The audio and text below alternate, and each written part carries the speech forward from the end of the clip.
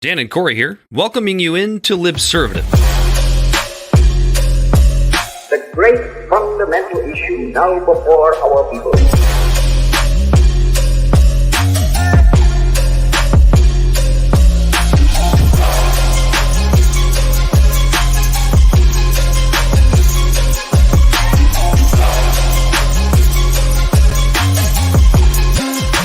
We, the people, cannot turn back.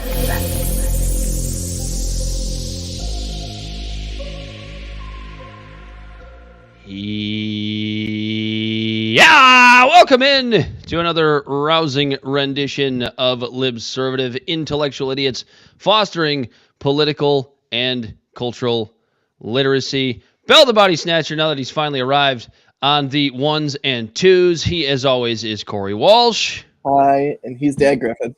Hi. Hi, it's me. I'm here. Ah.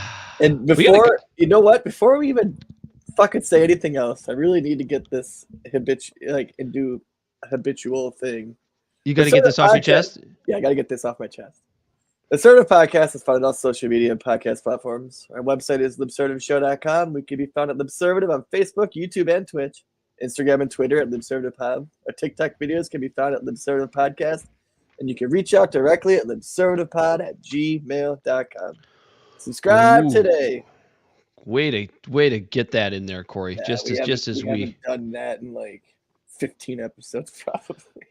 We probably came up with like the most possible topics for an episode in like a long time. My notes for this episode are absurdly long.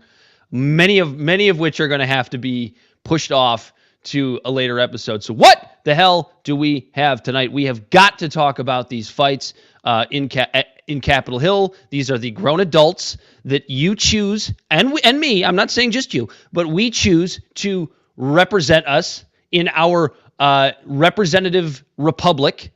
And they're just basically petulant children. We're going to get to that, and we've got really interesting polling numbers on RFK Jr. And the thing that makes them the most interesting is that as somebody who, like, I wouldn't say I was going to support RFK necessarily, but I think he was saying a lot of the right things in a lot of the right areas.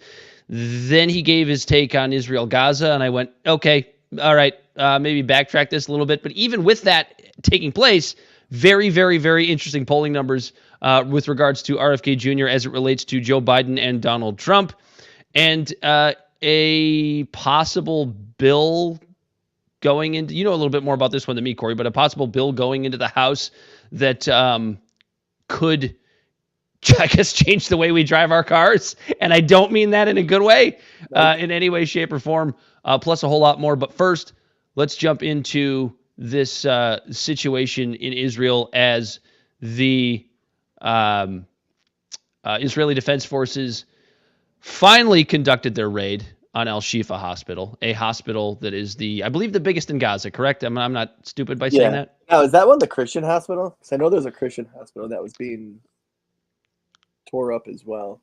There's another one a little further south, I believe, but don't quote me on that as far as my geography of Gaza is not exactly the best. At least I can admit that. We're not going to pretend to be Israeli. My geographical knowledge of Gaza is admittedly perhaps not the best. However, I know it about as well as I do the streets of New York. Which is not well. Shifa Hospital is the big hospital that Israeli intelligence, United States intelligence has been saying essentially since the tragedy on October 7th that this is the hub, right? This is where all the tunnels start. This is where Hamas is hiding. This is where this is the big base that is used when it comes to quote unquote using civilians as shields, which I'm not saying that Hamas doesn't do that, but as we know, in the fog of war, sometimes things are over-exaggerated, sometimes they're underreported, sometimes they're over-reported, and I think I'm going to take a lot of this topic and just withhold judgment on a lot of that. Essentially, what the IDF found in El Shifa Hospital was the equivalent of an Alabama survivalist's gun collection. They basically found the military equivalent of firecrackers inside of this hospital. Yeah, only just a couple guns. And they're claiming it as some win.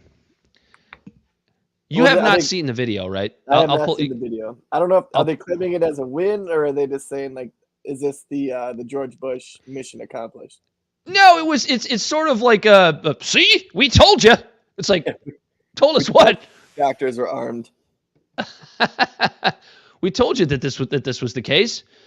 So anyway, the IDF did put out a video on Twitter that was supposedly completely unedited, and then they took it down, and then they posted basically the same video. I'm not really sure the details on that, however, because it's a little bit glossed over. But I will.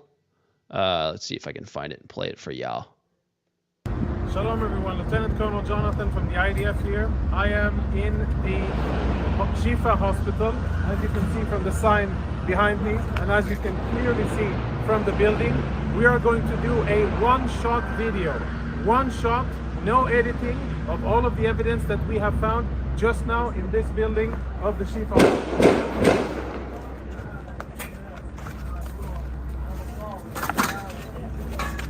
So we're inside the MRI center of the Shifa hospital. Israeli troops breached here a few hours ago, and we have cleared the area, make sure that it's safe. And a few of the most interesting things that we have found totally confirm, without any doubt, that Hamas systematically uses hospitals in their military operations in violation of international law. And what we have found, I think, is only the tip of the iceberg. Let me pay attention to what he just said. What he's about to show you is somehow proof that Hamas uses this hospital in the essentially as a shield. Show you a few examples. And security why that you're cameras pausing again real have quick? been obstructed. Yeah. All of the So what makes that important is that's what you're saying is it's the justification that they've used to just carpet bomb and blow the shit out of these said hospitals. I just want to make that point. Yes. security cameras are covered, and this isn't the only one. You'll see the rest of them here. Follow me as we go in, and we will see the MRI center and see the weapons that Hamas has hidden inside. This is where patients come in order to get MRI services. We'll proceed into a more secluded area. And the lighting here is out, so we're using flashlights. We're now, as you can see, in an MRI room. I don't know when this was used the last time. But it is definitely an MRI machine. And if you follow me behind the MRI machine, I'll show you what our troops exposed just minutes ago. In military terms, this is a grab bag, grab and go of a Hamas combatant. And if you zoom in and we get some light over here, what you will be able to see is military equipment. There is an AK-47, there are cartridges, ammo, there are grenades in here, of course uniform, and all of this was hidden very conveniently, secretly behind the MRI machine. On the other side, we found a backpack with what appears to be very important intelligence, including a laptop, and we'll show you that momentarily. Let's go see the next room. So we're still in the MRI center. The backpack was found in here, and it was also hidden behind the MRI machine. As you can see, the rest of the equipment here is proper hospital equipment, right? Bandages and medical gear. It seems as if there's no real shortage because there's a lot of equipment here, but we'll leave that for another discussion. Let's go see weapons and other prohibited items. Well, thank God they got some gauze for all the bombs. You like how he said that, right? You like how he's like, oh well, yeah, it's just a lie. There's no shortage of medical supplies. It's in grocery bags, that's why. It's like almost like that, like that proves some kind of point that like Hamas is a bunch of liars, and they are. They're a horrible terrorist organization. I'm not trying to defend Hamas. I'm not trying to defend Hamas here. Yeah, but isn't it's that like annoying it's how like we have to see say they that? have hospital equipment, so this just proves that they're lying. It's so silly. As we walk through the main corridor here, our troops did a preliminary search of the area. We tried to uncover the cameras, but all of the cameras have been obstructed. You can see there's black tape covering it. And when our troops opened this closet here, which is in the main part of the clinic, this is what they found. These weapons have absolutely no business being inside a hospital. The only reason they're here is because Hamas put them here, because they use this place, like many other hospitals and ambulances and sensitive facilities inside the Gaza Strip, for their illicit military purposes. So there's Kalashnikov rifles here, even ammunition. And let's go see the next part of the of what we have here. Another MRI machine. Another MRI machine where behind it we also found contraband similar to what you saw in the other areas. And let's go see the last thing, which is more related to intelligence, which I think we will be able to extract quite a lot of interesting intelligence from. If you can see, follow me. Up here on top of a spare part of the MRI department, we found another grab bag. An empty bag! It's empty because we emptied it and cleared it so that we could use and see it. So this is where we found it, and here are the contents of the bag. The contents of the bag are I have no full idea. military kit for one Hamas terrorist. A live grenade, ammunition, fighting vest with insignia, boots, and of course uniforms, and last but not least, standard AK-47. Inside the hospital, hidden in a secluded area, take a look at this door here. Blast-proof door, which is part of the clinic and part of the infrastructure of the hospital. Everything else looks like a hospital, only this part doesn't. Last part. Why did he have to point out that the door was blast-proof?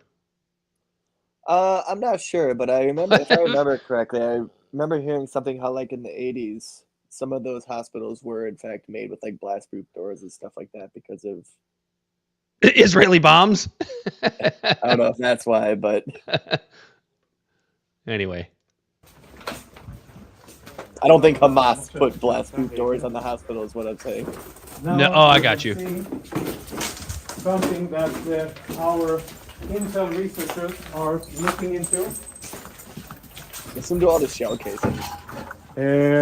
Hold on. Glass. Before we go on, Or glass, let's have a look at what we found inside the very same cabinet that houses medical equipment. You can see all kinds of standard military medical stuff. We found WD-40. another go-to bag, this bag here. And again, we opened it up in order to make sure that it's safe to touch and show. So please don't give me any of that. You opened it up and you placed it there. This is the bag that we found, and this is the stuff that was in it. Now, See, that's an interesting statement. Because what do you think Hamas's response to this is? That they put that stuff there. Yeah, that the IDF came in and planted all of this stuff, which I'm not going to say, because how often do we talk about whether we were talking about Russia Ukraine before, or now with this, like this fog of war, the first casualty of war is the truth. Like I don't know what to believe. I don't know if the IDF came in and tried to make Hamas look bad, which I don't really know why they need to do that, because they've made themselves look bad enough. People just pay enough attention. And then you have Hamas saying that this stuff was planted. It's like, I am not going to sit here and tell you which is true. I'm not even going to try and speculate. So, like, my first reaction right now, because this is my first time seeing it, is because we know, like, there's always been reports of Hamas hiding out in the hospitals and stuff like that, even before October 7th. So all of this stuff could have been there, right? But is 15, 20 guys hiding out in a hospital, whether or not they have the guns and stuff like that, is that justification for carpet bombing a hospital? when No. as evidence shows that they could have just kicked in the doors and went in there and got him out of there. Military grab bags, like, yes, okay, so I believe according to international law, somebody can correct me if I'm wrong, but I believe this is the case, you are not allowed to have objects of war inside of a hospital. So technically, yes, this is a situation. Rules of the war. They are a terrorist organization. Right, but that's the thing is like that's the thing that the IDF is trying to point. Like, see, like they're bad. They're horrible terrorists. They're using hospitals to store, the amount of fucking rifles that you would find in the back of a 1994 F-150 just down the back roads in northern Michigan, just down the road here, and it's like, okay, I don't know what you just proved. What did you prove? Right, and so my thing where people are trying to say like if this is like fake or whatever.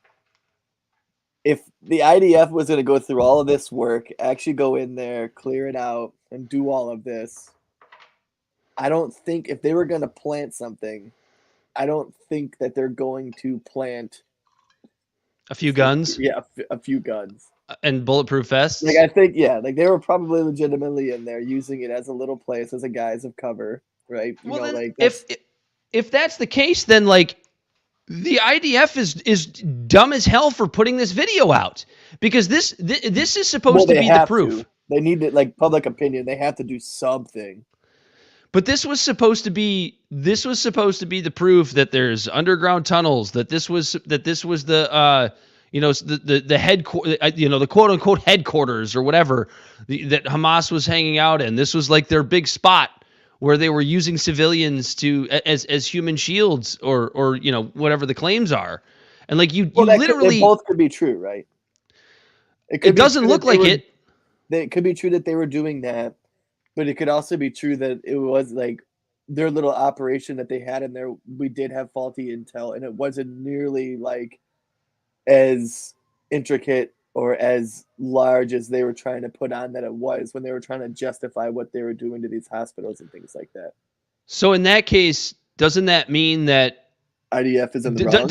Doesn't that make it less justified, as you said, Corey? Yeah, that Israel just sat here launching bombs at the Gaza Strip after October 7th when they could have just waltzed in there. Yeah, they could have just walked in there. AK-47s.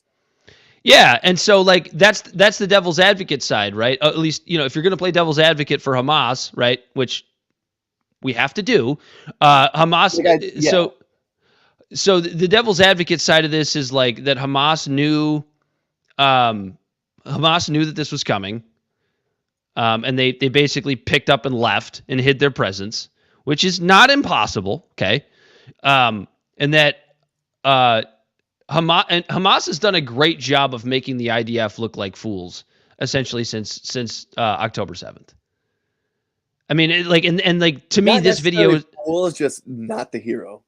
Yeah, and exactly, and this, well, yeah, and then like they've used the things like the bombings to gain public support for better or worse. I don't agree with it. I think these goofballs at these fucking college campuses that are chanting from the river to the sea and like, ripping down pictures of missing hostages. Those people are fucking disgusting and they're dumb as hell because they don't understand the nuance of this situation at all. So I would never defend that. However, Hamas has done a good job of finding little ways to gain the support of moronic college kids. Right. In the West. And again, we're talking like everyone's acting like the way terrorists do things is new. It's always been a game of cat and mouse with terrorist organizations. The reason why they're a terrorist organization is because they have to do the cat and mouse thing because they don't have a legitimate army to go toe to toe with someone else. So it is about running down alleys, doing an IED, doing a terrorist attack, gunning and doing a little ambush and then picking up and running. So like the idea of them having go bags makes sense. We saw this shit for 20 years in the Middle East. Typical terrorist stuff. Yeah. But because that's what you keep justify bombing the hospital. I guess that's what I'm coming down to. It doesn't, and I think that's why this video makes the IDF look so bad. Yeah. Because like look at what happened during that raid, right? As far as we know now, I mean, what are we? A little over 24 hours later, I think, since this raid started, and you had a very low death total on this raid. The IDF, yeah. Anybody? I don't think a lot of people were killed on this particular the raid of this particular hospital, right? Right. So you have very low death totals, and so it makes it more sensible to have just done a ground operation from the start. Right, and which is actually a change of opinion for me, right? Because we did. I was under the school of thought that if you did a ground invasion of Gaza, you were going to. You're not just that, but like that is now you have a boots on the ground situation, right? So now you have an issue where, okay, you're going to just roll in. Maybe now Hezbollah gets involved. Maybe now Iran gets involved. That was why I was a little bit weary of a ground invasion. But hindsight being 2020, it kind of looks like maybe that was the way to go from the start. It's how they should have done it from the start. Yeah, not leveling a whole goddamn city.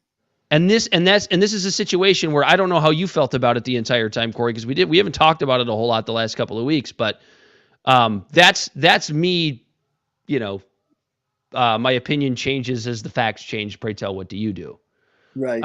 Yeah, no, I mean, like Sagar brought up a good point on breaking points when he talked about how, like, when we went after Osama bin Laden, when we killed him, we did a raid versus just dropping bombs on the place because of the fact that we wanted lower casualties. And there was like 40 women and children in there, and there was no casualties of them. Our guys went in, took care of business, took out the guys with guns, killed Obama. Oh yeah, and like war. Watch what you say. Yeah, I mean, as much as I hate war and you hate war, and I hope, well, actually, we're starting to find out with Ukraine and Russia and now this that like people actually really fucking love war. Oh, like, can we just admit that they love war? But like for those, for us, porn, they love watching the videos. Us goofy pacifists that hate war, I can sit here and tell you that like special operations motherfuckers are badasses, and they are really fucking good at what they do. Yeah. They are really good at what they do. And I don't want to consider myself necessarily a pacifist. I just like what who was it? Teddy Roosevelt, speak softly and carry a big stick. I like the premise of like being a porcupine. Like, don't fuck with me, I'll fuck you up. Yeah, but if you leave me alone, I'll leave you alone. Kind of what the United States was between World War I and World War II. I don't know if you've ever been to an outlaw motorcycle clubhouse, but a lot of them like have plastered on their wall, like painted, like don't take kindness as weakness, like that kind of shit. It's kind of like my philosophy. Like, fuck with me, I'll fuck you up. But yeah, so I don't like war overall. I guess war is ultimately what a failure of diplomacy, policy, and leadership. Yeah, and if that doesn't tell you how bad the fucking boomers have been with their foreign policy over the last, I don't know, let's call it 50 years. I mean, look at all the failed diplomacy. Lives, Yeah. No, you're right. We absolutely have. Good, because Bush 1 invaded Iraq the first time when I was 2. Yeah. And then we've been in some form of conflict. There was Bosnia, a bunch of stuff in the eastern countries under Clinton, and then Bush 2 came in. Yeah, and then once 2001 happened, we had boots on the ground in the thousands in other countries, and all these terrible countries building their goddamn countries too close to our military bases, Corey. It's just a shame. You would think that these countries would learn to stop putting their borders so close to our military bases. It's just I don't understand building their it. Countries on oil or opiate farms. Fucking idiots, man. Just stop building your country so close to our military bases. We wouldn't have any goddamn problems. Resources we want. Fucking idiots. Oh man, I guess to wrap this particular topic up, this raid does not make the IDF look good. It doesn't make the Israelis look good. It doesn't make them look. So I guess it doesn't make them look good in the fact that of what they've done, based on the premise of this outcome, right? Right, But and I guess it still does. It doesn't justify what they did, but it does show that, like, hey, these guys were hiding out in hospitals.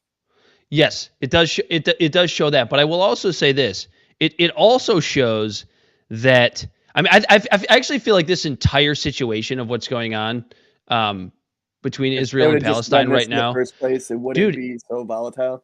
No, man.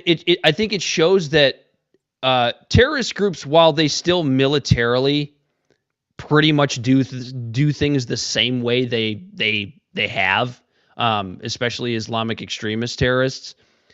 They've gotten way smarter and way more sophisticated in how they adjust public opinion. Like they know how to get more people on their side.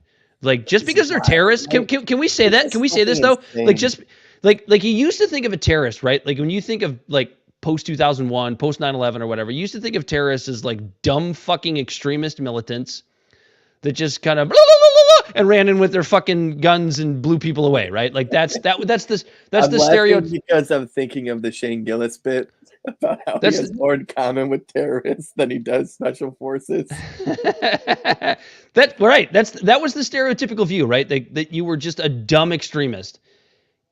It's not like that anymore.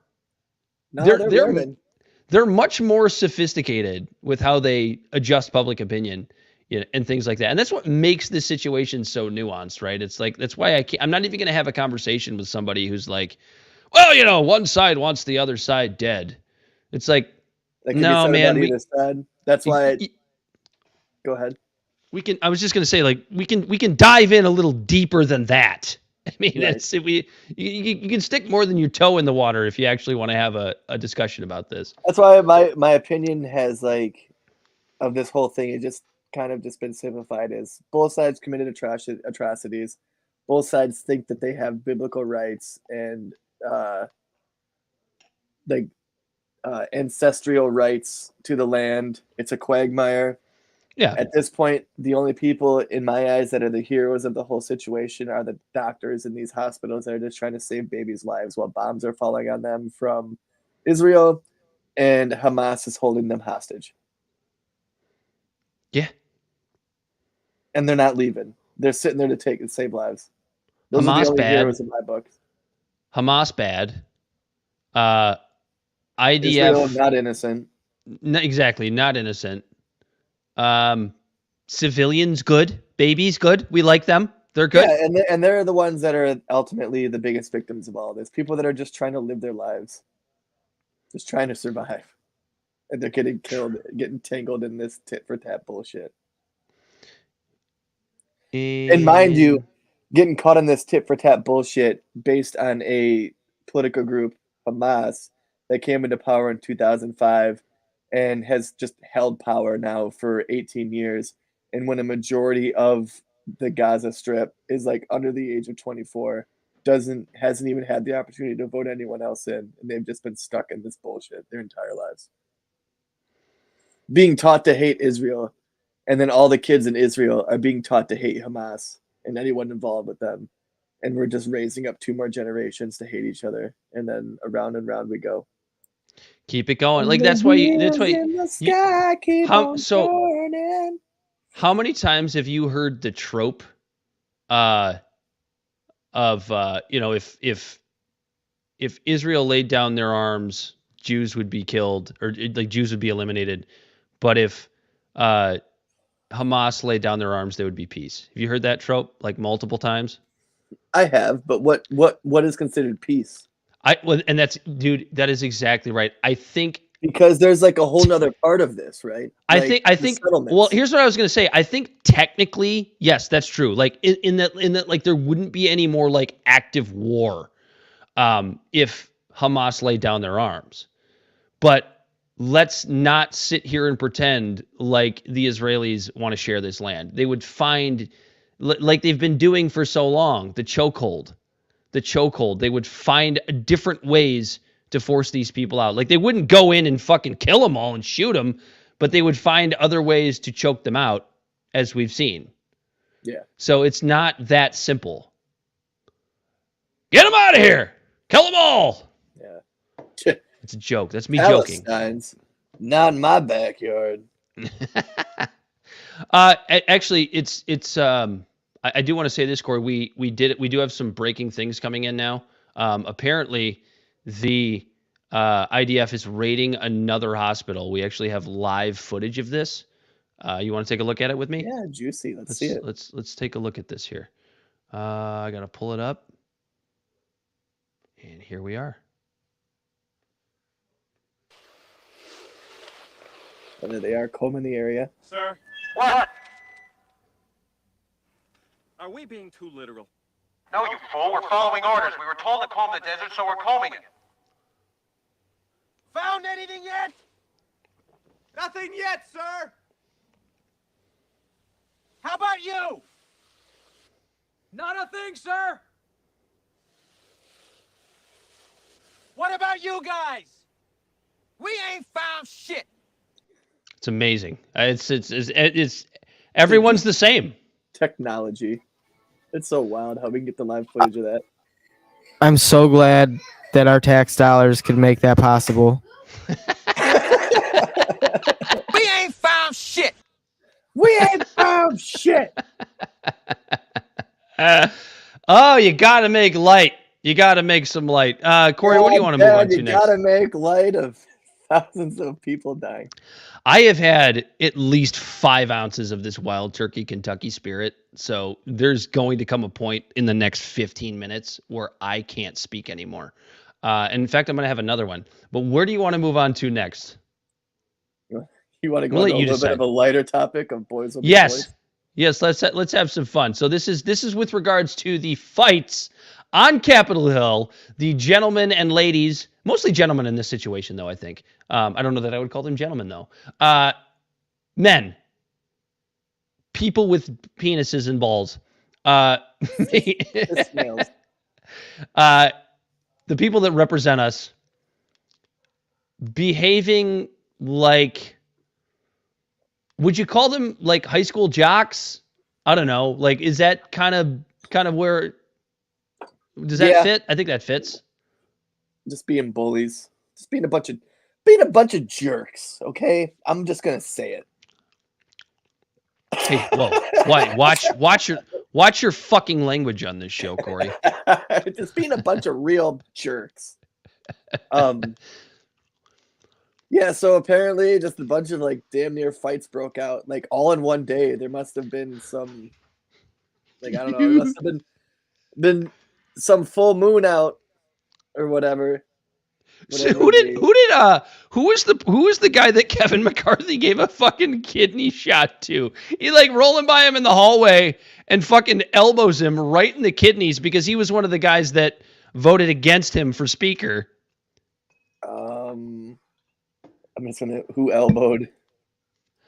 While you're looking that up, can I just Bell, look up who elbowed McCarthy.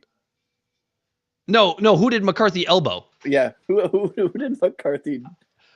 But can I just say this while Bell's finding that? Can I just say this? Like, doesn't it just show that all these people care about is power? Like, that's all Kevin McCarthy cared about with becoming Speaker of the House in the first place. We always knew he was a weak leader, but he tried, what was it, like fucking 48 votes or whatever it was to get him elected Speaker in the first place.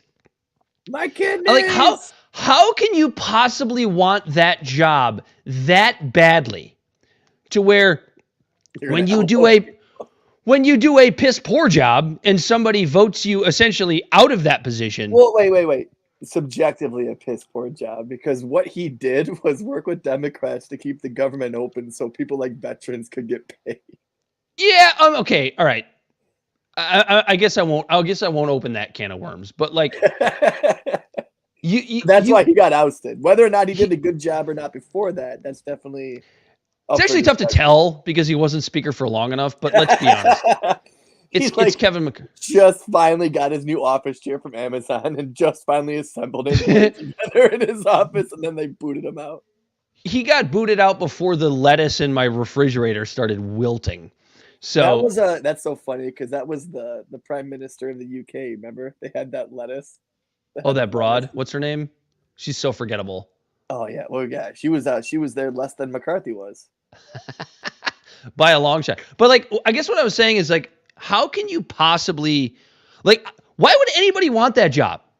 Like, if you're just a rep, right? If you're just in the House of Representatives, like you got elected, you spend 278 days a year essentially collecting donations for your campaign for the next election. You don't spend any time governing in the first place. Like you have this cushy job where I don't know what they make now, $125,000 a year, whatever it is, $400 some odd thousand a year if you're Nancy Pelosi. I don't know what the numbers are, but it's a big number. It's a 6-figure salary, and it's a nice 6-figure salary just to work this job. And then, you insider trade a little bit, you make millions. Like, what a great fucking job. But you want this job of like trying to work with the party on the other side that you pretend to hate and they pretend to hate you, but you actually work for the same people. Like, you're all doing cocaine together at the parties. Why? Paul Cawthorn or whatever his name is. Why is this so important to you that when somebody gets you out, or is one of the people that doesn't vote for you and gets you ousted as speaker, you roll by him in a fucking hallway and give him a goddamn kidney shot? Bell, did you find it? Who was the rep that he popped in the back? In the private chat. I threw it in the private chat. It's Representative Tim Burchett, representative from Tennessee. Yes, and a Republican, of course. Yeah, because he voted against him. He's like, "Fuck you, dude." Yeah, it's like it's petulant children. And as much as I've had issues with Tulsi Gabbard in recent years, when she said that, right? She goes, when she talks about Congress, she's like it's a fucking popularity contest.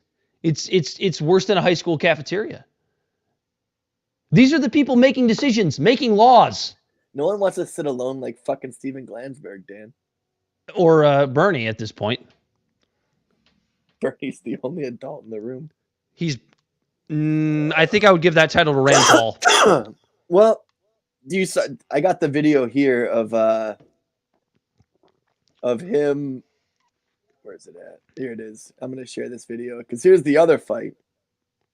So to set this up, this was between Senator Mark Wayne Mullen and Sean O'Brien of the Teamsters, president of the Teamsters Union. Yeah. If Corey can get it to come up. There we go. You got it? You got it? You good? Why isn't it playing? I don't hear anything. Mr. O'Brien just said about right to work states versus forced work states. I sure remember working pretty hard and long hours. Pretends like he's self-made. What a clown. Fraud. Always has been, always will be. Pause it, Corey. Quit the tough guy act and these. I got a better one. I got a better one that shows the whole thing. You want mine instead? Yeah. Because he kind of. Here we go. This is the whole thing that actually sets it up. Typical Associated Press manipulating videos by cutting off the first minute. They kind of did because it actually. Hold on, that's not the right one. It actually does matter because it's basically all about. I think it's the wrong one. It's all about basically mean tweets. Here we go. Yeah, that's what it's about. Here we go. This is the one. Mark Wayne Mullen's got to do what every single person that's on Twitter says to people, like, wait till I catch you in real life. Here we go. This is it. Here in the last time, him and I kind of had a back and forth. Appreciate your demeanor today. It's quite different. But after you left here, you got pretty excited about the keyboard. In fact, you tweeted at me 1, 2. He printed them out. 4. Okay, boomer. Yeah, I know. We're not going to print the internet. CEO who pretends like he's self-made. Sir, I wish he was in the truck with me when I was building my plumbing company. Myself and my wife was running the office because my wife. I sure remember working pretty hard and long hours. Pretends like he's self-made. What a clown. Fraud. Always has been, always will be. Quit the tough guy act in these Senate hearings. You know where to find me. Any place, anytime, cowboy. Cowboy. Sir, this is a time, this is a place. Oh, Don't hello, run our cowboy. mouth. We can be two consenting adults. We can finish it here. Okay, that's fine. Perfect. You want to do it now? I'd love to do it right now. Well, stand your butt up then. You stand your butt up. Oh, hold on. Big Oh, guy. stop it. Is that your All right. solution every Hold problem? it. No, sit down. Sit down. You know, you're a United States Senator. Sit down. Active. Oh, okay. Sit down, please. All right. Can I respond? Mr. Hold Chairman? it. Hold it. Bernie. If we can't, no, I have the mic. Hold it. This is what Hold it it. said. You'll have your time. Okay. Can I respond? Oh, no, you can't. This is a hearing. And God knows the American people have enough contempt for Congress. Let's not I don't make like it worse. thugs and You- bullies. Well, that's very I don't like I don't like self-reflecting, you Bernie. because you Hold just it. described yourself. Hold it. You have the mic. You have time. All right. Make your statement. So that was the most recent thing. So like this actually goes back about a year, something like that. I think, or maybe not a year, maybe something like March of this year. So let's put some context to this and figure out and talk about kind of how this entire thing got started, because here we go. Here's the original argument. Paying your bills on time. raises Oh, your we credit don't score. need ads. Blah blah blah blah blah blah blah blah blah. There we go. Then why are you against right to work? Why are you against private ballots? If you're really about the employee, let the employee make the choice. I'm not anti-union, but when you don't want to have a private ballot, that's not intimidating? That's not intimidating? Why wouldn't you want a private ballot? That is intimidating the employee. If you don't want a right to work state, don't force somebody to pay dues to an organization they may not agree with. They get a Don't different force job. somebody to do something they don't want to do. That's called employee choice. If you want to be part of a union, God bless you, be part of a union. I got to start this over. Ready for being here, and I want to make it very I was playing clear. like the end of the video. I'm not against unions. I'm not at all. It's Some of important. My very good friends work for unions. They work hard and they do a good job. And so my statements, please don't make an assumption that I'm anti. We ain't found shit. But I also want to set the record straight. All three of you guys have talked about employers being intimidating their employees. But you guys haven't ever spoke about when the unions try to unionize, the intimidation they have to other people that aren't wanting to unionize. You guys don't mention that. Because, see, I started with nothing. Absolutely nothing. In fact, I started below nothing. And I started growing this little plumbing company with 6 employees to now we have over 300 employees. And back in 2009, you guys tried to unionize me. My guys were making money. They were getting paid more than the union halls were paying their plumbers. Our benefits were better. But because we started bidding jobs that were union jobs and winning those, union pipe fitters decided they were going to come after us. They would show up at my house. They'd be leaning up against my trucks. I'm not afraid of a physical confrontation. In fact, sometimes I look forward to it. That's not my problem. But when you're doing that to my employees, and then when that didn't work, they started picketing our job site, saying, shame on Mullen. Shame on Mullen. For what? For what? Because we were paying higher wages? Because we had better benefits and we wasn't requiring them to pay your guys' exorbitant salaries? You talk about CEOs I that think are he meant making dues. all this money. I think he meant union dues. And what do you Yeah. make, Mr. O'Brien? Well, I'm glad you asked that question. Yeah, I know Senator. what you make because in 2019, your salary was, what is this? 193,000. I'm sure you got some pay raises since then. Yeah, when I was a And the ranking- average UPS driver, the feeder driver, makes 35,000 a year. That's and wrong. what do you bring? That's to the- inaccurate. Hold on a second. That's That was inaccurate. wrong State even facts. before the strike. State facts. Yeah. That's The inaccurate. average UPS feeder driver makes 35,000. If you don't know your facts, then maybe you should. Oh, be I in know a him because I position. He's wrong. negotiate the So contract. I say one thing too. Yeah, that's wrong. What do you bring for that salary? What do I bring? Yeah, what job have you committed, or have you started? What job have you created? One job, other than sucking the paycheck out of somebody else that you want to say that you're trying to provide because you're forcing them to pay dues? And No, then- we don't force Hold anybody on. to Senator, you've pay dues. asked the You're out of question. line, Let him man. answer Actually, the I haven't, question. and don't tell me I'm out You of are line. in line. Don't tell me I'm out of line. Well, you frame, don't tell me. you I'm frame- making. I'm gonna pause this for just a second because I want to point something out here.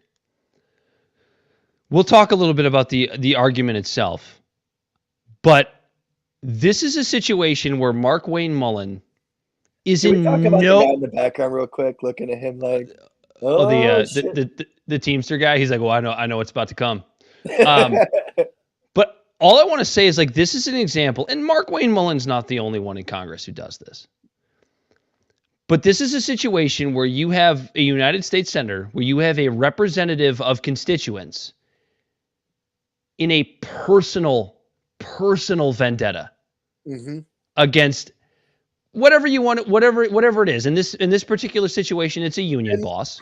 Yeah, and But what's funny is because that is what is so gross about Mark Wayne Mullen's behavior here. And I actually have, as we continue through this video, and I'll let you go, Corey, before we continue the video, but I actually have some defenses of Mark Wayne Mullen here. I'll get into those. So go ahead, Corey. No, I get it. Like like putting the shoe on the other foot. Like bosses shouldn't intimidate workers to whether or not be in a union. But union workers shouldn't be showing up at someone's private home and trying to intimidate them either. Absolutely. This isn't the coal mine wars in the Appalachians in the 70s. This isn't the Warbly Boys. This isn't what we've seen in the past with like the what massacre was it? I forget what massacre it was, but it's not 100 years ago where these guys are out fighting in the streets and beating the shit out of each other. We're supposed to be past that now. You frame the You statement need to like a shut tough your guy. mouth Yeah. because you don't know You're what gonna you're tell me to talking shut my about. mouth? Yes, Yeah. I did. Hold it. Yeah. Hold it. Yes, Tough guy. I'm not Senator, afraid of physical. You don't Senator, have hold to be, it. but don't sit there and tell me I'm out of line. Senator, Bernie Bernie's wearing a fine. mask in March of I 2023. didn't ask a question. you did it. You did. I answered the question. You asked the question about how Well, it much was money. rhetorical. Let him answer. It was But then he took it off. rhetorical. Well, Mask is you may off. think it's rhetorical. It was Sounded to me rhetorical. like a question. Let him answer the question. I'm not yielding my time to him. So if you're going to let me keep my time, that's fine. You'll have your time. Let him. You ask your a question. He has So- a right to answer that. As far as my salary goes, my salary, if you follow me around, I actually look at this building. I bet you I work more hours than you do, twice as many hours. That's impossible. But No, that's true. Sir, you don't know what hard work is. You wanna follow my schedule, Secondly, I'll do it in a follow. minute. Secondly, you cast feeder drivers, and you can quote Carol Tomei, who quoted this. They make $93,000 on the lower end. Some of them said making feeder drivers. $150,000. I said feeder drivers. Feeder drivers, tractor trailer drivers. Some of them making $150,000 per year. Some of them do. And I don't most of them disagree ma- with that. most of them After make you've been over- there most four- of them- after you've been there 4 years. Most of them make over $1,000. Okay. Most of them make over $100,000. So reclaiming my time. Did he say an I average go feeder back to driver the makes whole fact that- $35K? Sir, you haven't Yeah. created a job.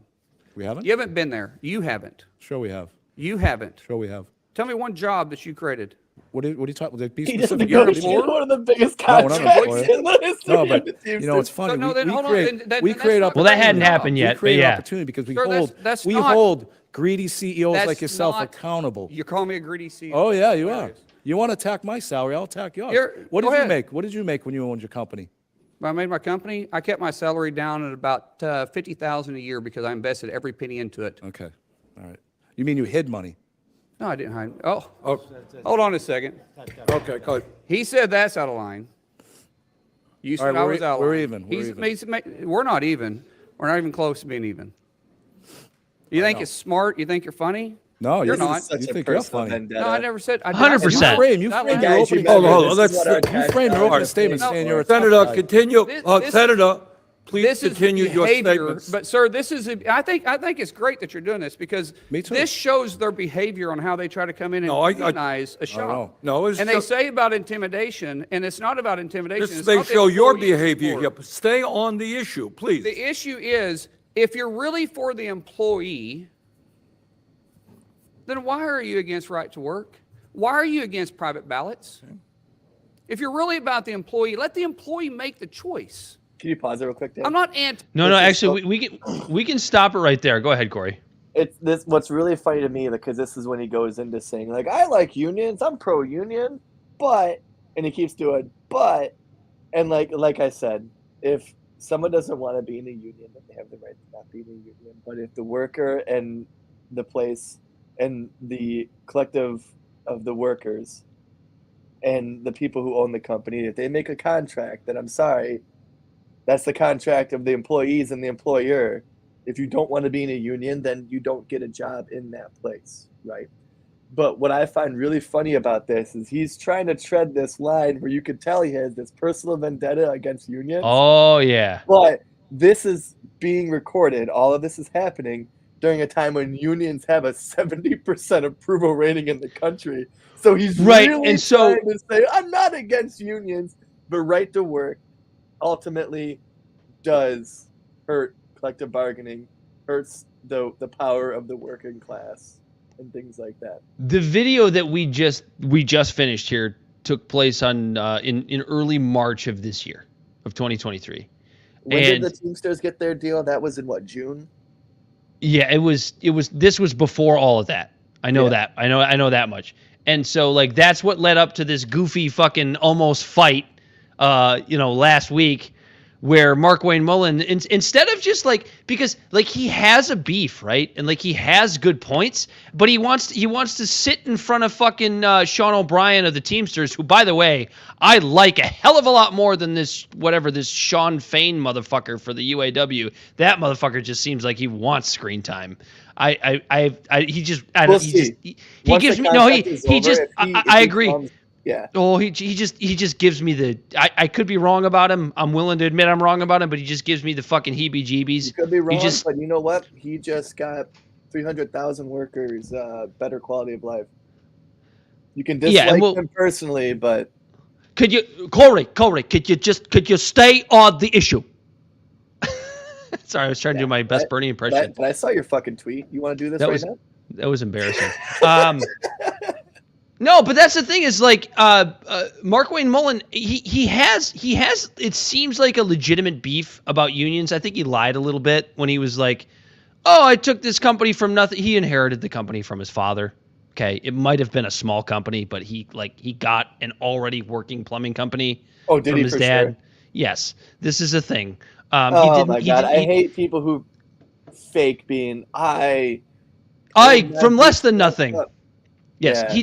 He didn't come from nothing. Really now, did he take a really small company? Did he take a really small company and turn it into something a lot bigger? He did. I'll give him credit for that. That's being a good businessman. That's being a good entrepreneur. But he needs to he comes to this Senate hearing last week and brings up Sean O'Brien's mean tweets, which is interesting. Here's why I'm going to say this is interesting. Because I don't know if you know this about Sean Wayne Mullen, but he is an ardent Trump person. And what do Trump people always say?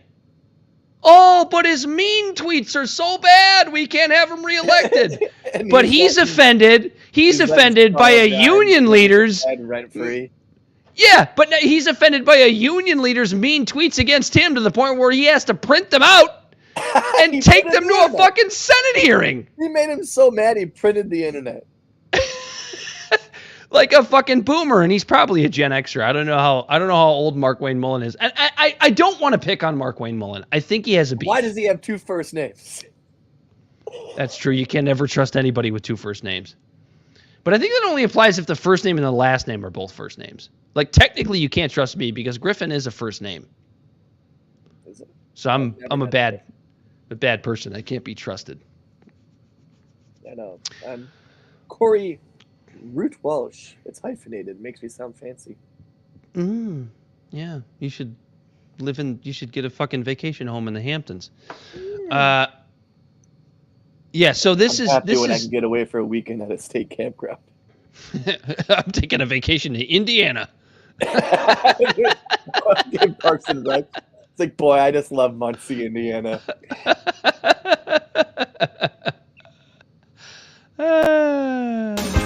But yeah, out of the playbook. But yeah, straight out of the playbook from the 1863 to 18. When did Civil War start? 1860. 63. We've been over this. 1863. Yeah. So straight out. 61. Of the No, I think it started in 61. 61 and ended in 65. So straight out of the playbook of the late 18. Correct us if we're wrong. All of our senators and reps are ready to have some fisticuffs. Great. We saw what happened last time. And over dumb shit, over personal vendettas, right? Like, so if Mark Wayne Mullen was actually fighting for his constituency, I would have absolutely no problem with that exchange. But you can tell it's just because it's because these fucking Teamsters. And by the way, I will say this: I think if Mark Wayne Mullen's story is true, his workers because they were winning union contracts without being a unionized company, fuck that. Like that really is the downside of collective bargaining and of unionization. When you sit there and you use your union status to bully those who do the same or similar job to you because you don't like that they're getting contracts that you would normally get. That's the issue. Like, that is why I go back and forth. Corey, you and I go back and forth. I don't think we really have arguments, but we have debates and discussions about the goods and the bads of unionization. I like it. I think people should have the right to collectively bargain. I'm not saying that like unionization should be like outlawed or something like that. However, you do have a point where unions gain too much power and they bully those that aren't involved in the union. And I don't fucking think that's right either. Fair? Fair. For the listeners, I'm shaking my head yes. There's goods and bads of unions. Trade-offs, right? What do we talk about all the time? There's always trade-offs. Yeah, there's no solutions. Just I don't want to see an America where collective bargaining is outlawed. And that's not what I'm calling for. There are people out there that will call for that, but that doesn't mean. At the same time, I also think right to work is fine. I don't have an issue with right to work. It makes sense to me. I don't think you need right to work in place because all that does ultimately is protect, the big corporations and the business owners and stuff like that. Well, okay, so let me shift my opinion a little bit. If right to work was an actual policy that protected the people working, I guess is what I would say. Right to work itself, you're right. Right to work as a law sucks because it's not directed in the proper direction. No, it's shifted towards the people who own the businesses. Because right to work laws and unions, they don't necessarily affect like the super small businesses, like a mom and pop shop. You know what I mean? Like when one guy is making $50K and he owns a little store in a small town area and he has one employee, like they're unionized already. Congrats. You know what I mean? Like even if there's two of them and the two of them are like, hey, we both think we need more money. Like, oh, they just collectively bargain. It's when it's skewed between like a big corporation and a big conglomerate of workers. Because ultimately, like I've said before, it ultimately comes down to this. Either workers get a decent wage and a pay where they can like own a house or at least live somewhere, pay for the food, and have all their ends meet, by the money they make from their job, or my taxpayer dollars have to fill in the gap and pay for them through either like subsidies, whether it's food stamps or WIC or Section 8. And I would much rather some big company who's making billions of dollars pay for that versus me who's also just trying to make my ends meet. My tax dollars paying for it when it can go to something more effective. It's so hard because like you and I both have, and I think Bell as well, who's walked away from this computer, but there he is. He's getting some pizza or some shit. He's just a little snacky poo. we often talk about unions from the perspective of libertarianism because you and I both have libertarian values in certain ways, right? I think Bell does as well. I have always said I don't think unionization is like particularly anti-libertarian at all. Nope. It's a private contract between a private company and private citizens. And libertarians are all about free markets, right? Is not collective bargaining a form of a free market? Yeah, collective bargaining is a byproduct of a free market. Like if I decide to unionize, I don't know, like what Starbucks has done. The baristas, they get together and they unionize they have the right in a free market to get together and say, we don't feel like we're treated fairly. You hire one of us, you hire all of us, essentially. Mm-hmm. I think the basic premise of a union, right? You hire one of us, you hire all of us. You fuck one of us, you fuck all of us, and we all walk. The solidarity has power. Yeah, I think that is free market. Anyway, shall we move on? Yeah, why not? Unless you have something else to say. Nope, I guess just, like if after the end of this conversation, if you have anything to like ponder on what we're saying right now is, do you want, like when it comes to the idea of unions and people getting the fair wages and decent wages and livings and stuff like that, do you want your tax dollars in the government to subsidize low wage workers? Or do you want the businesses to pay these employees their fair wages to where you don't have to foot the bill? Because someone's footing the bill. It's either a private company or the government. It's one or the other. It's always going to be. No matter how you want to slice it, it's always going to be one or the other. And as we always talk about, there are trade-offs for both. And there's trade-offs for both. There is no solutions. There's only trade-offs. Thank you, Thomas Sowell. Yep. And I would much rather a big corporation who is spending millions of dollars in stock buybacks and giving their CEOs 10, 15% wage increases and things like that, paying for people who are putting in 40 hours of work to pay them versus us having to foot the bill. Can I give an unpaid ad? Sure, I guess. I don't give a fuck. I think if people have listened to this show long enough, they know how much I love Wild Turkey. God damn it, this Kentucky Spirit single barrel. If you're a bourbon drinker and you have not had a chance to try this is a completely unpaid ad. Wild Turkey does not pay us. It's going to go flat. No, I hope one day that Wild Turkey will pay me to do this, but my God, what a fantastic, beautiful, wonderfully crafted bourbon. That's all I had to say. Get yourself. Hello. Feel free to ignore. We're actually Wild Turkey, Kentucky. I just saw you on here, so I figured I'd say, heyo.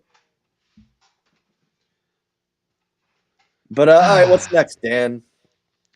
Do we want to do? You want to do kill switches, or you want to do? Let's do RFK. Let's do RFK first. All right. RFK Jr. is climbing poles like a single mom shaking her ass for dollar bills. He sure is. And we mean that in such a positive way. That single mom doing everything she can for her kids. I support single moms. So does Bell. I haven't. That's a show inside joke that nobody's gonna recognize. I haven't been to a strip club in a couple years, and a lot of single moms are not feeding their babies because of that. There's something about a stripper with stretch marks that makes you go, eh. There's some. No, strip clubs are fun. But I've had a lot of good times at strip clubs, but that's actually not what we're talking about. Not this time. Not this time.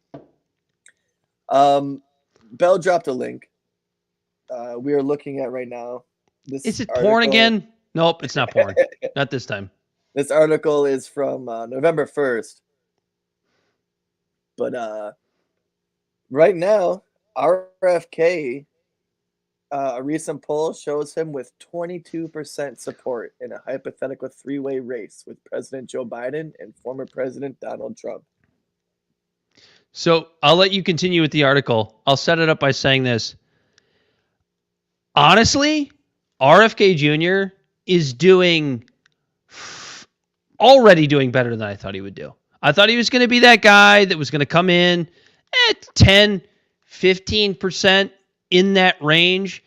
I had reasons to support him prior to his Israel-Palestine take, not because I want to fall on one side or the other, but when you have RFK sitting there saying that he wants to end American hegemony and stop sending aid to Ukraine and everywhere else, but as soon as October 7th happened, RFK takes to Twitter and goes, we have to do whatever we can, whatever aid we can send to Israel. It's like, if you support Israel, that's fine. I'm not going to shit on you for that.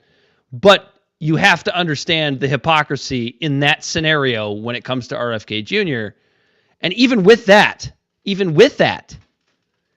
he's sitting.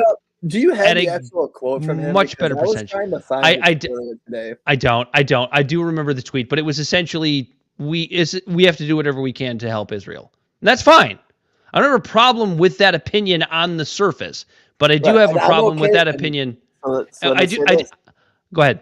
I'm okay with helping Israel, but just giving them bombs to make our soldiers less safe in other countries. You can't sit there and say that one of your number one things is to end American hegemony throughout Europe, Asia, and the Middle East. And then as soon as something happens, go, except for this one thing. Because that's not principled. And that's what RFK Jr. did. It's a little bit of a populist streak. But I think he got quiet after because it's not very populist in the country right now, is it? I don't know. It's split. Yeah, it's it's tough to say that people are actually defending terrorists. Yeah, especially dumb college kids. Did everyone forget 9/11, brother? Can we just say that, like, and I hate that I have to say this, but I think this is true. I don't remember a time in American history where college kids are as dumb as they are in 2023. They're so fucking dumb. And I don't think it's their fault. I really don't think it's entirely their fault. I think it has to do with a lot to do with the ideology that is preached to them, but they're fucking dumb, dude. They're so dumb. College and they think they're is more expensive than ever, and we're turning out dumb. Oh, by the way, here's how you know I hashtag support Israel. I got a fucking SodaStream bottle here. I use Waze. What? I just love my SodaStream. It's a great invention. What up, Hamas? I use Waze. What up, Hamas? What up, Hamas? I love bubbly water. I think I'm gonna make that a tweet after the show. What up, Hamas? I use Waze. And I love bubbly water. If you use it too, I'll see you coming because it gives you a little icon when the person's driving next to you.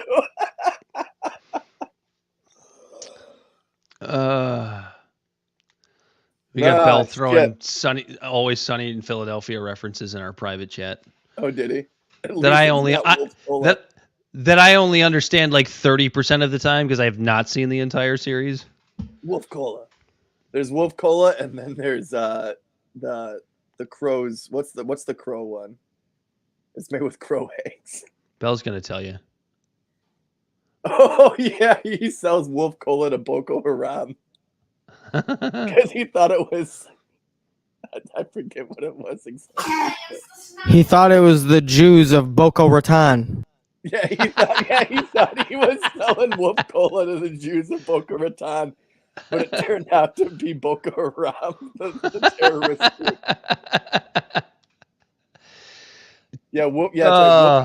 The gang faces a PR crisis, I think is the name of the episode or something like that. That has nothing to do with RFK Stadium was in Philadelphia, so I guess it kind of ties in. So with RFK hitting, let's get the show back on the rails, right? We can't. It's a listing ship, and we have no way to write it. Hey, you know what? Just speaking of listing ships, you know what just happened 15 days ago, right? A ship tipped over somewhere? No, it's the legend goes on from the Chippewa down of the Great Lake. They call it Gitchagumi. What the fuck are you talking about? They say the lake doesn't give up its dead when the November skies get gloomy, man. Edmund Fitzgerald, homie. Understood, but like, Well, 15 days ago, that was like the 50th anniversary or something like that. 8th anniversary. The wreck of the Edmund Fitzgerald, which nobody outside of Michigan knows.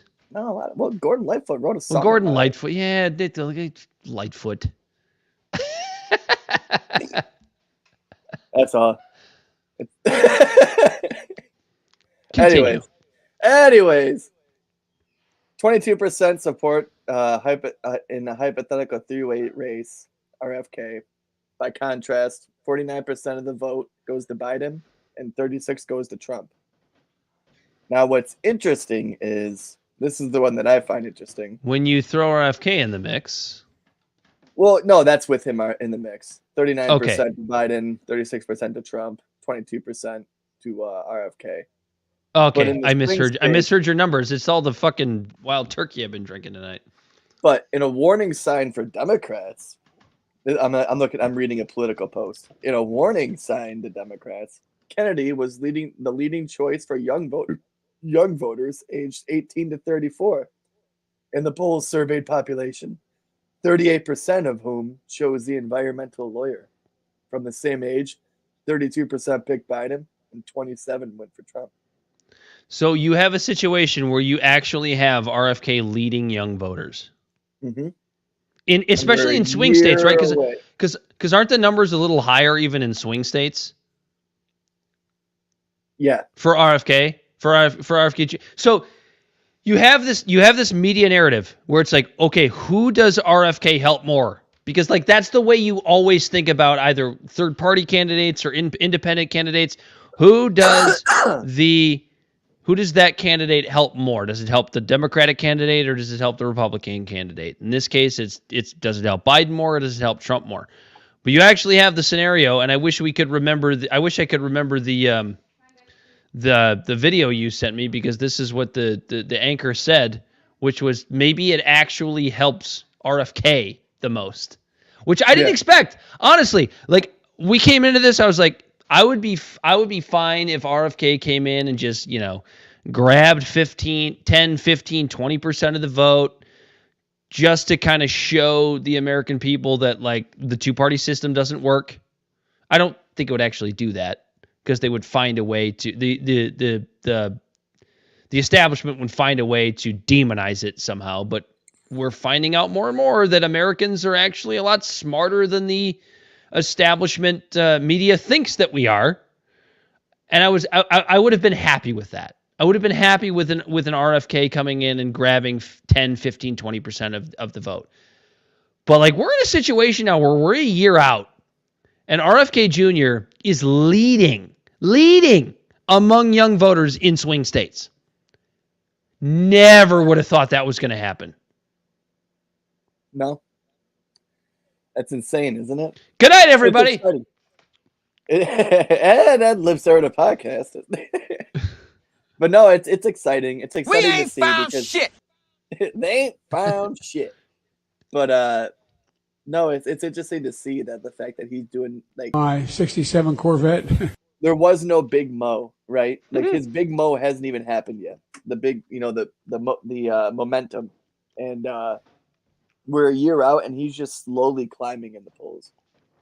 To where and here's the thing, Corey, in both parties who've already reached their precipice. Like look at DeSantis. DeSantis at one point was at what, like it was like 50-50 with him and Trump in the beginning in the very beginning of the polls, like before he announced his presidency, and then then you realized it's gone down. And then you realized he's like the least personable candidate in the if Barack Obama, because like if you're going to give Barack Obama credit for one thing, you're going to give credit to him for how just charismatic and personable he was coming through, especially that first campaign. Like Ron DeSantis Ron DeSantis is the polar opposite of what Barack Obama was circa 2007 and early 2008. Would you agree with that? The polar opposite. Just so unbelievably unlikable as a person.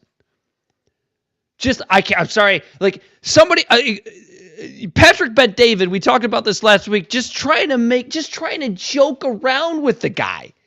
And he go, I'm sorry, I can't accept any gifts. If Patrick Bet-David had done that exact same thing with Barack Obama in 2008, Barack Obama, for all of his war crimes and all of the reasons we don't like Barack Obama, his personability was fucking incredible as a candidate. Patrick Bet-David, if Patrick Bet-David had made that joke about his shoes, Barack Obama would have been absolutely charismatic and funny and just all of the reasons we liked him in 2008. Turned out to be a little bit of a smokescreen, but you understand my point.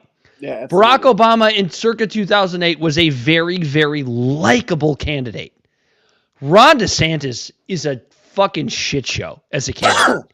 He's so unlikable. He's so unrelatable. He's dead. And as that relates to RFK Jr., if you can get past the way his voice sounds, which I've listened to him speak so many times at this point where it doesn't even really affect me anymore. Right. He's definitely not as likable as Barack Obama was in 2008, because I think he takes himself a little bit too seriously for that. But I also respect the fact that he takes himself so seriously. And he's definitely like RFK Jr.'s been on Tim Dillon's podcast, dude, with his wife and having a good time. Like that is what on Charlie really the Best podcast. Has he been on Joe Rogan yet? Yes, he has. But it was a little bit more serious. I don't remember. It was a little bit more serious with Rogan because Rogan was the first person that actually just kind of let him talk about not just the vaccine stuff, but all the stuff he really cares about. Yeah, I remember that now. I remember it now. Yeah. But like when he's been on comedy podcasts, like with Tim Dillon, or when he was on with Charlie LaDuff here locally, like he's pretty likable. He's a pretty likable guy. And that is showing in the polls. I love it. Honestly, if we are at a point a year from now, actually it would be a little less than a year from now, where we're coming into election day and you look, shut up, Siri, you bitch. If we're coming into election week, always listening, Dan. If we're coming into election week and we actually have a situation where it's like RFK's got an outside shot, obviously like CNN and Fox News or whatever, they won't talk about it. They'll just pretend like RFK doesn't exist. Yeah. Like people that we respect, that we know reports the news well, comes into that week and goes, RFK's actually got a shot. Like even an outside shot. I am going to pop some fucking popcorn on election night because that shit is going to be fucking fun. Yeah. Well, I mean, Dan, like think about it realistically. In the way our electoral process is set up between three people, he only needs 34% of the vote. The only issue he's going to have he's 10% away. I know, but here's the problem. He's got to get on the ballot in all 50 states. That's the issue. Not necessarily all tough. 50. All the states that matter. All the swing states, California, New York, Florida. Yeah, I guess you could maybe avoid Idaho. But like that's going to be the issue. And that's what I'm not trying to pick on Idaho. It's just, what is it? Fucking two electoral vote. What is it? 2 electoral votes? I don't know what Idaho is. But yeah, like I'll look that up real quick. What's the electoral votes for Idaho? How many electoral votes does Idaho receive, Bell? Yeah, Google that for us, bud. The stupid shit we have him look up. Like, why does he put up with us? What else is he going to do on a Thursday night? It's actually because I love you guys. But Idaho has 4. 4. Okay, I was close. I said 2. Shit, so I maybe vote that many times.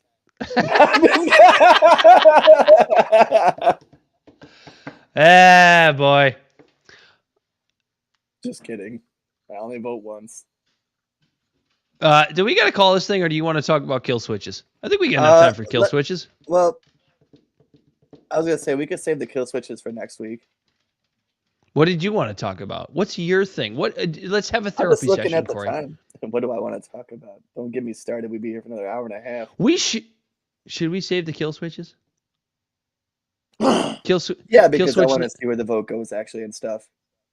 Kill switch not engaged. Can we set it up? Maybe for when is the vote on this bill? I don't know. Well, you just. We could fucked talk everything about up. it if you want. It's just Let's I was just just do looking it. at the I have time. to piss like a racehorse, but we'll get into this. And because we'll probably talk 'Cause about this it is again. a half-hour conversation. We'll probably talk about it again after the vote. Yeah, let's just imagine. set it up. So right now, the government under go for it. Under Biden's infrastructure bill, they want to implement a thing for driving safely. Let me find it. It's under. Let me find it real quick. Yeah. See, we weren't prepared for this. In 2021, I Biden apologize. signed the Infrastructure Investment and Jobs Act, a bipartisan legislation aimed at enhancing the country's infrastructure. One provision in the bill seeks to prevent alcohol-related driving fatalities by making drunk and impaired driving prevention technology standard equipment in all new vehicles. I did that again, Dan. Last night I was reading this too, and I thought there was a comma there. The claim, however, misrepresents the bill's directive on the technology. Specifically, Section 24220 of the bill directs the National Highway Traffic Safety Administration to develop rules that would require new cars to be equipped with technology that passively monitors the performance of a driver, identifies whether they may be impaired, and prevents or limits motor vehicle operation if an impairment is detected. The agency is to finalize the standards for what technologies cars should use. According to the bill, automakers that have between 2 and 3 years to implement those standards. The earliest implementation date for the technology is 2026. So the premise of this is Mike Massey is trying to kill this bill because he said that what they're trying to do is add a kill switch into cars. And what I Is thought that was not exactly true though? So USA Today says fact check, no, there's no vehicle kill switch in Biden's 2021 infrastructure bill. But then when you read it, it's like, well, they want to implement something in the car that if it thinks you're impaired, it will turn the car off. But That's a kill switch. But third parties can't access it. And we'll leave that open because we disagree. And that will be a topic for next week. Did we just do a next week teaser? We did. We've never done that before. Because we have evidence to say the contrary. Now so we tune in have next week where we call USA Today liars and nothing more than stooges for the establishment. Will Batman and Robin escape the car while they're drunk? We don't same know. time, same bat channel. God, I am turning into a fucking boomer. Go for it, Corey. I can't do technology. Are you about to print the internet? Libservative Podcast is found on all social media podcast platforms. Our website is libservativeshow.com, and we can be found at Libservative on Facebook, YouTube, and Twitch, Instagram, and Twitter at LibservativePod. Our TikTok videos can be found at Libservative Podcast, and you can reach out directly at libservativepod@gmail.com. Subscribe today. And stay Not handsome. tomorrow. Not tomorrow. Stay handsome. Yeah, I don't know. I was just trying to do a boomer thing like you did. Sorry. Oh, because I did like the Adam West Batman. Yeah. I was Wow. just thinking of some sign off. Is that good? That's gonna be my new sign off. Stay handsome. Dude, stop. We are a fucking embarrassment right now. This is the most embarrassing ending to a show I've ever been a part of in all of my years of podcasting. Bell the Bodysnatcher on the ones and twos. He's been Corey Walsh. He's Dan Griffin. This has been Libservative. And if I don't slip my wrists, until next time, we are out of here. Stay handsome.